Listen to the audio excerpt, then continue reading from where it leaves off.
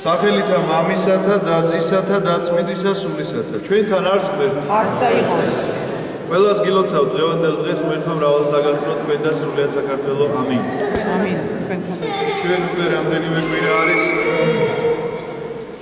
მინდა წერილი სამათუიმ ავტორს შევეხეთ. წინასწარმეტყველებიდან წავიკითხეთ რაღაც გარკვეული თავი მარხვას რაც ეხებოდა. წავიკითხეთ პავლე მოციქულის ეპისტოლეები და დღეს გადავწყვიტე რომ წაგიკითხოთ ერთი ფსალმუნი და გითხრათ მისი განმარტება ორიოდე სიტყვით. ოღონდ წინასწარვე მინდა გითხრათ ესეთი რამ რომ ეს რაღაცა არც მრავალფეროვნების მოყვარული ვარ მე რომ ესე რაღაცა სხვადასხვანაირად წარმოვაჩინო ჩემი თავი რომ ყველაფერი ვიცი. არა, ამის შესახებ არ ვლაპარაკობთ. აქ საუბარი იმაზეა რომ მე მინდა რომ თქვენ შეგიყვარდეთ წმინდა წერილი. და მე მინდა რომ თქვენ იცოდეთ ყველაზე მნიშვნელოვანი რა არის ხოლმე წმინდა წერილში. ამიტომაც სახარებას რომელსაც გავმარტავთ, ასევე სამოციქულოს რომელსაც გავმარტავთ, ძალიან მნიშვნელოვანი ეს არის ჩვენი ცხოვრების წესი, ეს არის ჩვენი ცხოვრების წიგნი, რომელიც ჩვენ აუცილებლად უნდა ვიცოდეთ. მაგრამ ამავდროულად ეს არის ერთ მთლიანობაში ბიბლია და ბიბლია სხვა წიგნებსაც მოიცავს. და ერთ-ერთი ესეთი წიგნი გახლავთ ფსალმუნი, რომელიც ჩვენი ცხოვრებისთვის ძალიან აუცილებელია, მისი ცოდნა და მე გეტყვით რომ ფსალმუნებზე დგასოს ერთად სამყარო, რომ ლოცულობენ ფსალმუნებით ადამიანები და ფსალმუნი გახლავთ თვითონ საგალობელი უფლისა, ესე შეიძლება ეწოდებოდეს, ეს არის ძველაღმრისეული ტრადიცია, როდესაც უგალობდნენ უფალს, ინსტრუმენტი იყო ესეთი ქნარი და აი ამ ქნარზე ამღერებდნენ ღვთის სადიდებელ საგალობლებს და ეს არის ფსალმუნები ჩვენ ვკითხულობთ ამას იმედია და 150 ფსალმუნია სულ, მაგრამ ყველამ ვიცით 50 და 90. ხო ესეა, უფრო მეტი შეხება მასთან გვაქვს. მაგრამ აი 59 ფსალმუნი არის. მე დღეს გადავწყვეტ წაიკითხოთ 59, იმიტომ რომ 50-ს რო კითხულობთ, 59-ს არსებობს და აი 59 უნდა წაკითხოთ. რომელიც პირდაპირ შეიძლება ითქვას, რომ ამიტომაც გადავწყვეტე 59 წამიკითხე, ეხმიანება დღევანდელ სახარებას, სადაც მოთხრობილი იყო, რომ ბატონმა ვენახი დაასხა, საწნახელი დადო, ყველაფერი გაამზადა, ადამიანებს ჩააბარა, მაგრამ ამ ადამიანებმა მას ნაყოფის მიცემის ნაცვლად მისცეს, ესე იგი, მოუკლეს შვილიც კი, რომელიც ამ მოსავლის სასაღებად იყო მისული და იფიქრეს, რომ ჩვენ დაგვრჩება ეს ვენახი და ამიტომ როცა მოვა კეთილი ბატონი, რა სიზამსო ეკითხება ებრაელებს მოწყვარი და ისინი პასუხობენ, რომ აი ამ ბოროტ ვენახებს, ბოროტი სიკვდილით მოკლავს და სხვებს ჩააბარებს აი ამ ვენახს. ასე რომ მეორედ მოსვლის შესახებაც შეიძლება ესე ითქვას, არის ეს სახარება, რომ აუცილებლად მოვა ღმერთი და მოგითხავს ყველას პასუხს თავისი ბოროტის საქმეებისადმი და 59 ფსალმუნით სწორედ ესეთი გახლავთ. მე ახლა წაგიკითხავთ და გეტყვით ორიოდე სიტყვით რა ჯერ სათაური უნდა გითხრათ. ფსალმუნი ასაფისი, ესე აწერია. ასაფი გახდათ მღვდელი დავით მეფის დროინდელი. ჩვენ დავითი ფსალმუნებს ესეც უწოდებთ ხოლმე და სწორი შეფასებაც არის რომ დავითის მიერ არის დაწერილი უმრავლესობა ფსალმუნების. 150 ფსალმუნიდან დაახლოებით ნახევარი მისია, მეტი არა. დანარჩენი არის მოსეს მიერ, კორეს ზეთა, არის ასაფისი. ეხლა ასაფი დანარჩენი თუ შეგვხვდება მე ვილაპარაკოთ, იმიტომ რომ დრო გაგვიგრძელდება. ასაფი იყო მღვდელი, მგალობელი ტაძრისა, რომელიც აი ამ გალობელთა გუნდს ხელმძღვანელობდა ტაძარში, ლევითელთა შტოდან იყო, ტაძრის მსახური იყო, რომელიც ასევე ქნარზე რა თქმა უნდა ამღერებდა, მაგრამ ერთ-ერთ წიგნში ის მოხსენიებულია როგორც წინასწარმეტყველი. ასე რომ ჩვენ ახლა ვკითხულობთ ასაფის ფსალმუნს, არა დავითის, არამედ ასაფის ფსალმუნს.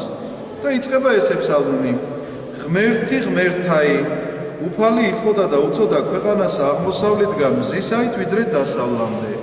ღმერთი ღმერთთა. ეს ეხა სხვა ენებში რო ნახოთ, აი მაგალითად რუსულში ეს არის ღმერთი დიდი ასოთი იწყება, ღმერთთა პატარა ასოთი. ვინ არის ეს ღმერთი და ვინ არის ეს ღმერთთა? ჩვენ ვიცით რომ ერთი ღმერთი არსებობს და ერთ ღმერთს თაყვანისცემთ. ღმერთი არის რა თქმა უნდა ეს ერთი ღმერთი, რომელსაც თაყვანისცემთ, მაგრამ ღმერთთა ძველ აღთქმაში იწოდებოდნენ თამამად ეს ასაფი რომ აი ამ საგალობელს იტყოდა, არავის არ გაუჩნდებოდა შეკითხვა ვინ არიან ღმერთები. ღმერთები ეწოდებოდათ იმ ადამიანებს, რომლებიც იყვნენ სჯულის აღმასრულებელი, პირდაპირ მნიშვნელობით ღვთისთვის სათნო ადამიანები, საჯულებად დადგენილი ადამიანი, მამამთავრებად დადგენილი ადამიანები, რომლებსაც უწოდებდნენ ღმერთებს და მე გეტყვით რომ ძველ ქართულ გამოთქმაშიც არის ესეთი მაგალითად, ბატონოს ჩვენ უფალოს ბატონო და უფალო ერთი და იგივეა მნიშვნელობით. ანუ ვიღაცა შენზე უპირატეს ადამიანს, ამ თქვა გლეხი თავის ბატონს უფალოთი მიმართავდა. უფალი ხომ იგივე ღმერთია. ასე რომ ეს გამოთქმა რა თქმა უნდა მაშინ არ იქნებოდა უცხო მათი ყურისთვის, იმიტომ რომ ღმერთებს ეძახდნენ იმ ჯულის აღმასრულებელ ადამიანებს, რომლებიც ზუსტად ასრულებდნენ ღვთის ჯულს. ასე რომ ღმერთი ღმერთა, ანუ სწორად მოქმედის ჯულის აღმასრულებელი ადამიანების ღმერთი, ანუ იმ ერთ ღმერთზეა ლაპარაკი, ეტყოდა და უწოდა ნიშნავს რომ მოუწოდა, ყველას დაუძახა.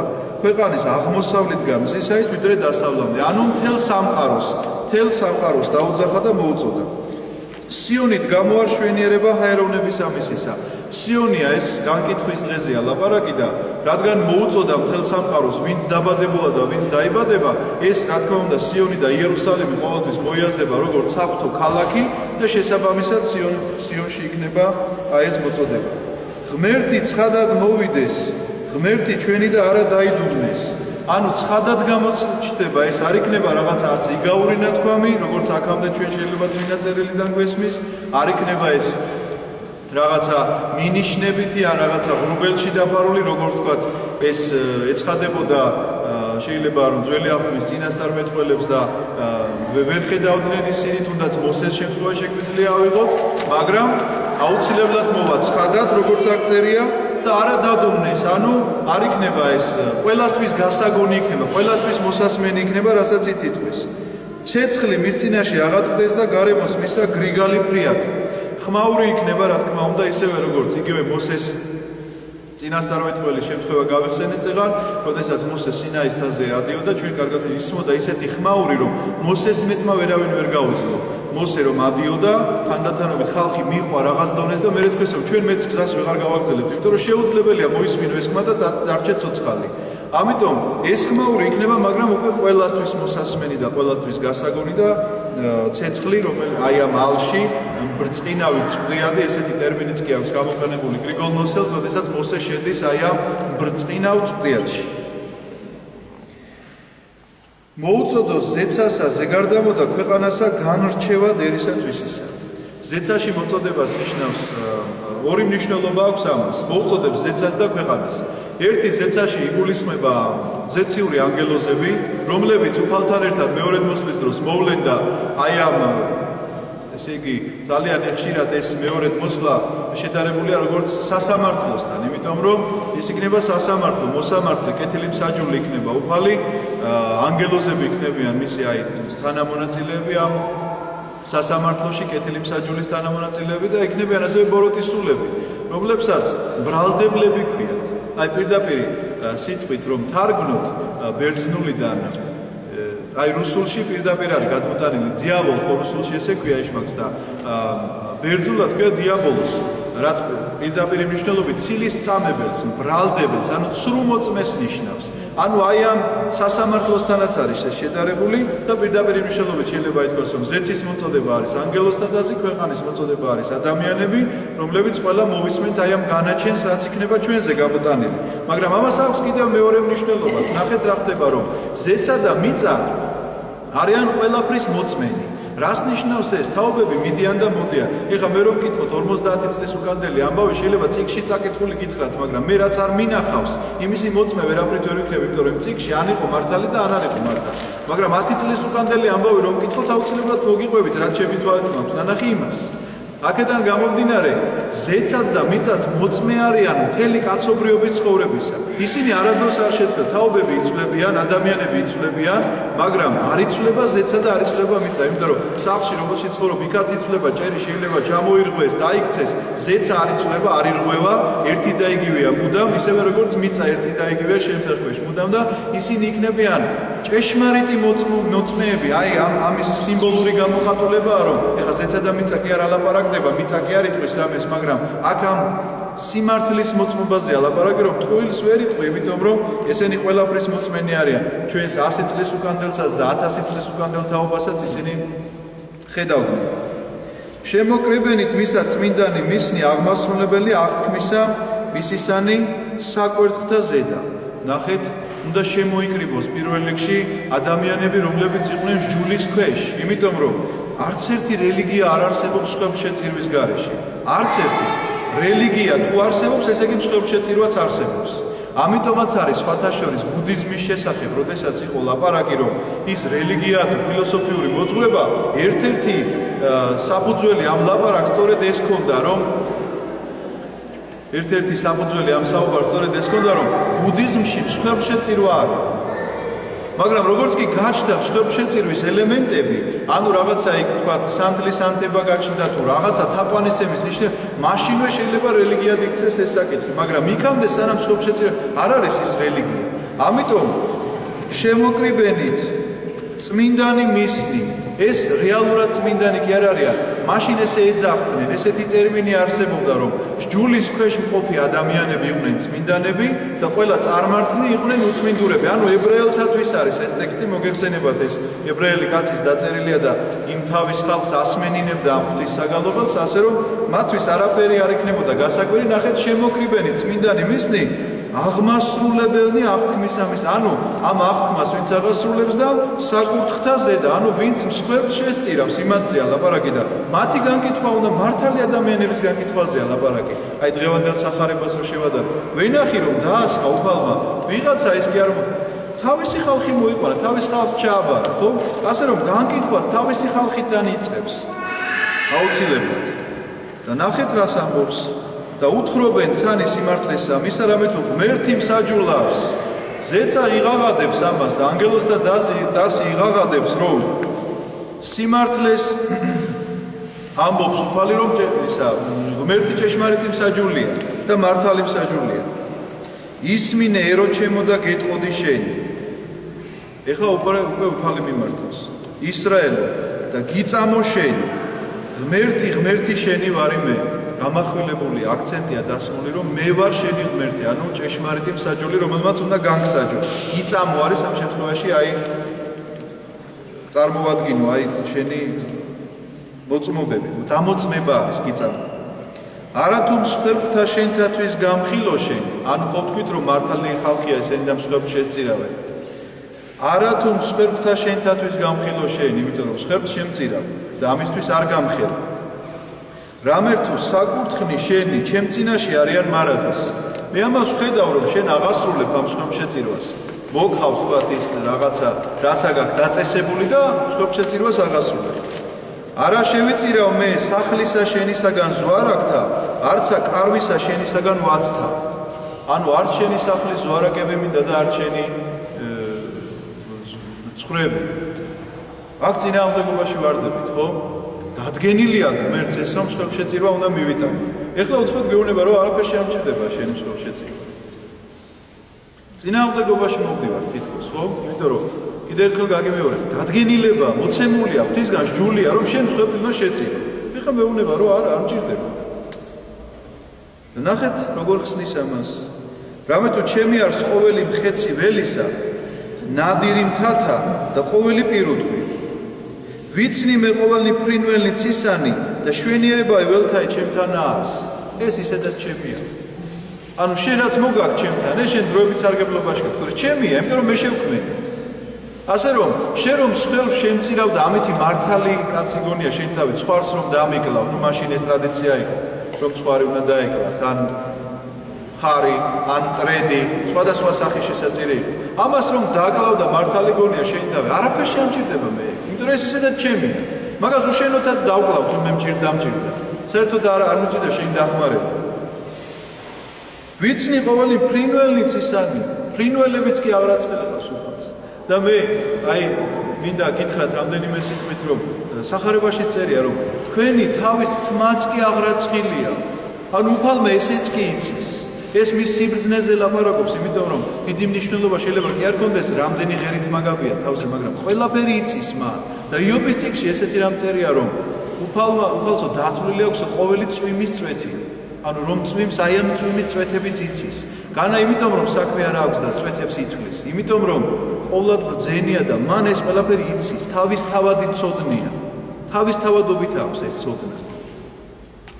ისევე როგორც რაღაცა შეიძლება მაგალითი მოვიყვანოთ იმისა, რომ ეხლა ფუტკარი რომ მუშაობს, ამას არ ამეცადინებს, სკოლაში არ დაყავთ, როგორ გააკეთოს თავი.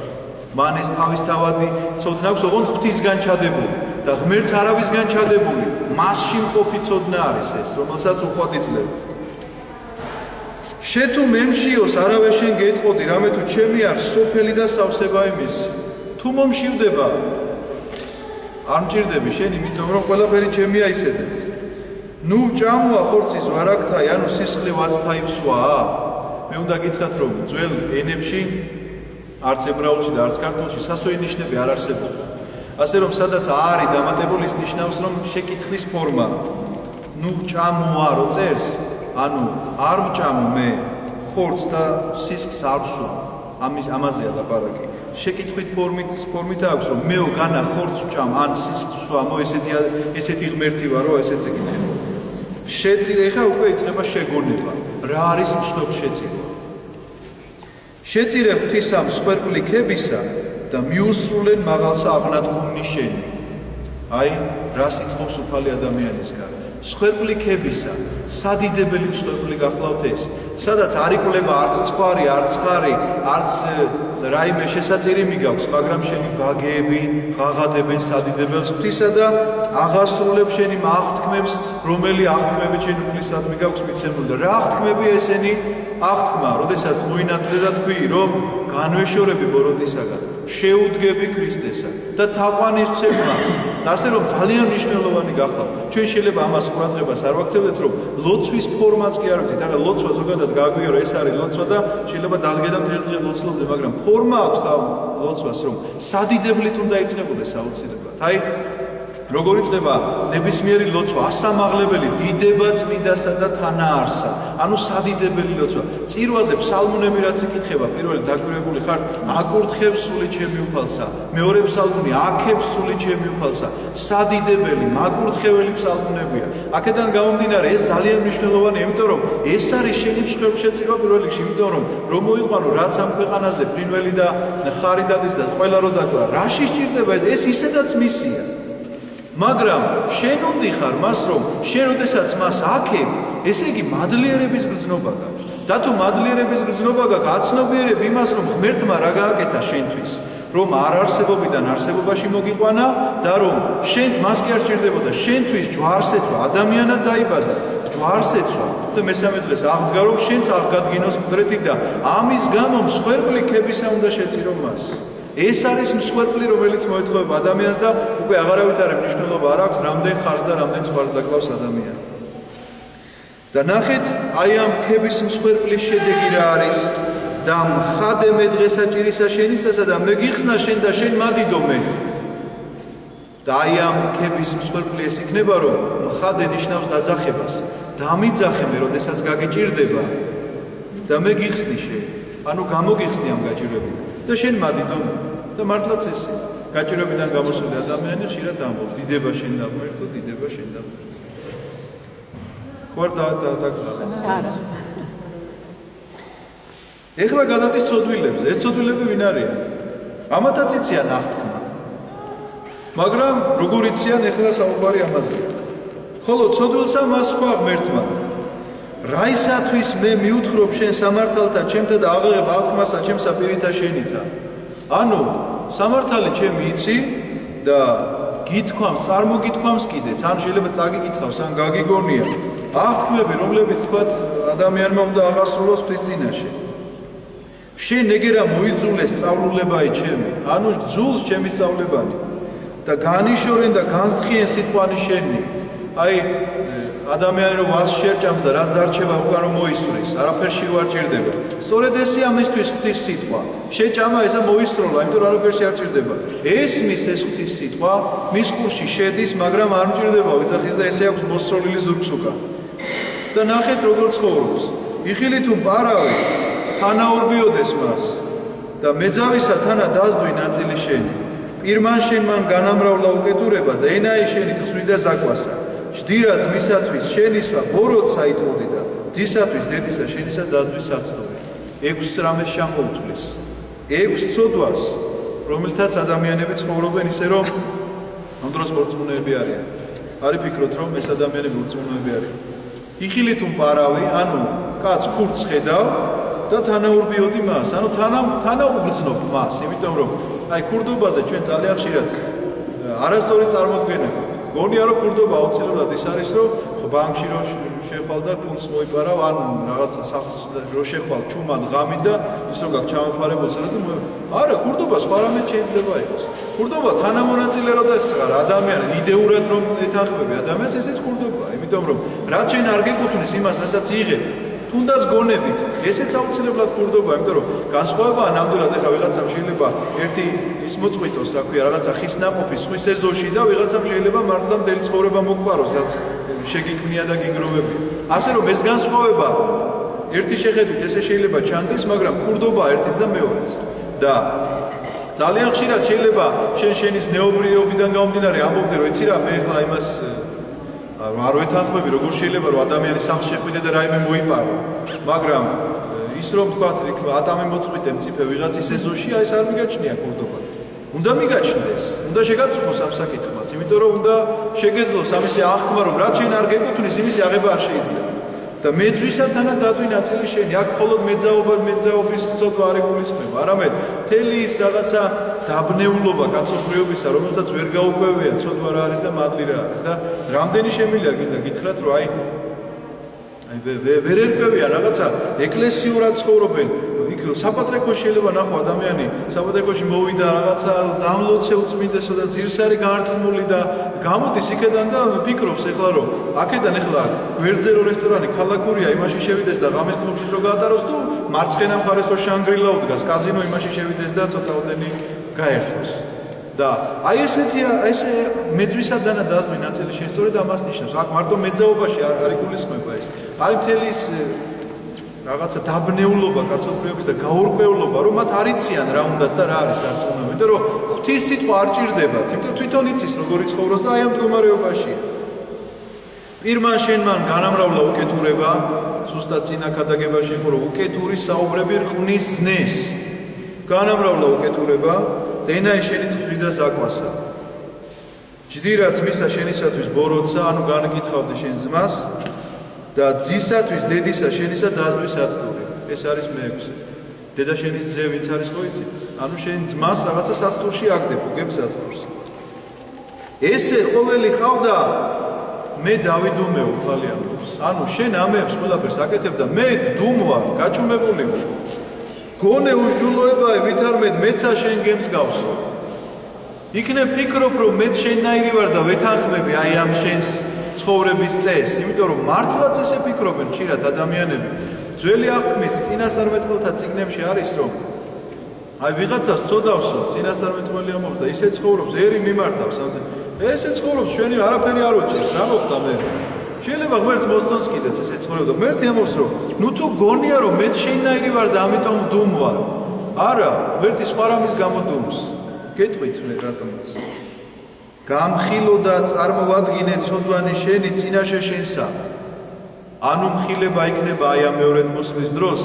ადამიანი გაშიშვლდება სულიერად და დაინახავს ყველა ამ ცოდვას რომელიც აქამდე ცოდვა არ ეგონა რომ პარავთა თანაურბიოდა და მეძვისათანა დაზდო ნაწილი რომელიც შესახებაც ფიქრობდა რომ ღმერთი რახან არაფერს არ ამბობს ხომ არ მსჯის აბა ჩავიდინე და არ დამსაჯა რითი დამსაჯა აი მაშია რა ქვია გაურკვევლობაშია აუცილებლად გაშიშვლდება ამ ადამიანის წინაშე მისი ცოდვები და რეალურად დაინახავს თავის სახეს გულისხმავთ ესე ყოველთა ეს უკვე ყველას გვეხება აბსოლუტურად რომელთა დაგივიწყები ეს ღმერთი ნუ უკვე წარგიტაცნეს და არავინ იყოს მხსნელ თქვენდა წარგიტაცნეს იცით რას ნიშნავს სიკვდილს გარდაცვალებას რომ ნახეთ გულისხმავთ ყველანი ჩაუფიქრთით ამ ამბავს რომ დავიწყებული ყავთ ღმერთი და რომ წარგიტაცნეს უცბად რომ მოვიდეს თქვენზე სიკვდილი და რამდენი შემთხვევა ესეთი ვინ ელოდება ხოლმე ხა ესე სიკვდილს ვიღაცა რომ დაბერდა და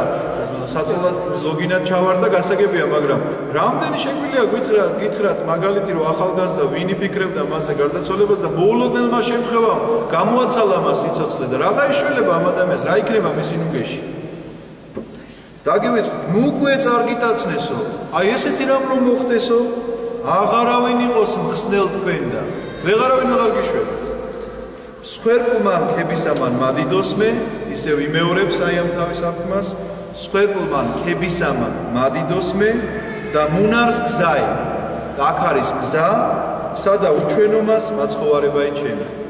ეს არის დასასრული ამ სალმონისა, როგორც თავდება, რომ ქების მსხვერპლით თუ იცხოვრებს, ანუ შენი მსხვერპლი შეწირვა თუ იქნება უფლის სადიდებელი, ამ შემთხვევაში შენ გექნება გზაც, სწორი გზაც, სადა უჩვენომას მაცხოვარებაი ჩემი. მაცხოვარება რა? ხსნა. ხსნას ნიშნავს მაცხოვარება. სადაც იხილავს ადამიანი ხსნის გზას, თუ როგორ უნდა გადარჩეს.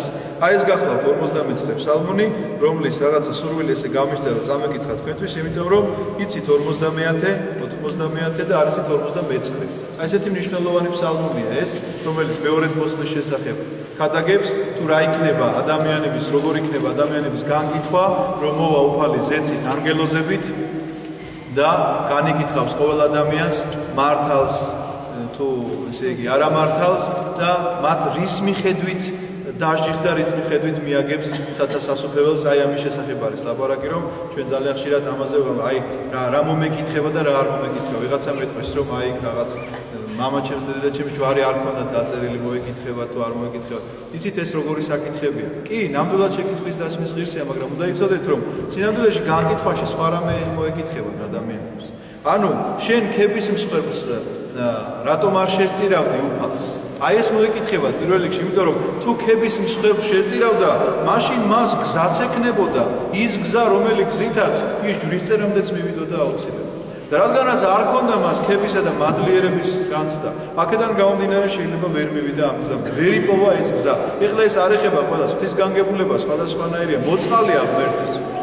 სასტიკი კი არა, სასტიკი რო იყოს, ჩვენ არც ერთი აქ არ უნდა ვიდგეთ დღეს.